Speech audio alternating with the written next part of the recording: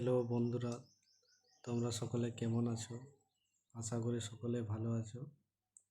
আজকে ডাব্লিউপি কনস্টেবলের cut off সম্বন্ধে একটি অ্যানালাইসিস করব এবং তোমরা সকলে দেখো তোমরা এই সেফ স্কোরের মধ্যে আছো কিনা, এবং আমিও আমার স্কোর আজকে তোমাদের সামনে শেয়ার করব।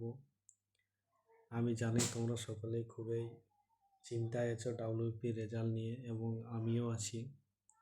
এত দীর্ঘ অপেক্ষার পর রেজাল্ট কবে আসবে সেটা এখনও জানা নেই, এবং যারা যারা ভালো এক্সাম দিয়েছো কিংবা খুব একটি ভালো এক্সাম হয়নি, তারা দেখো আজকে এই সেফ স্কোরের মধ্যে আছো কিনা।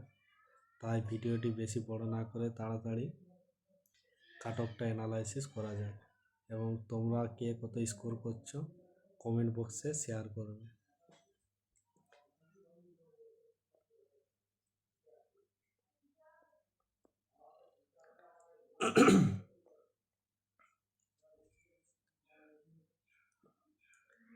তাহলে প্রথমে চলে আসি আমরা ইউআরে 59 থেকে 61-এ যারা আছো আশা করি তারা সবাই সেফ আছো।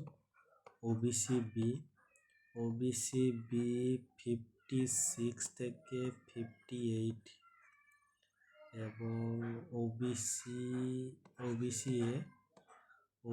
এ 55 থেকে 57, কারণ ওবিসি এ এবং ওবিসি বি দুটোই খুব কাছাকাছি রাখবো, কারণ দুটোরই কাট অফ সেম আসবে আশা করি। তারপর এসসিতে 52 থেকে 54, এসটিরা 46 থেকে 48 পুরো সেফ।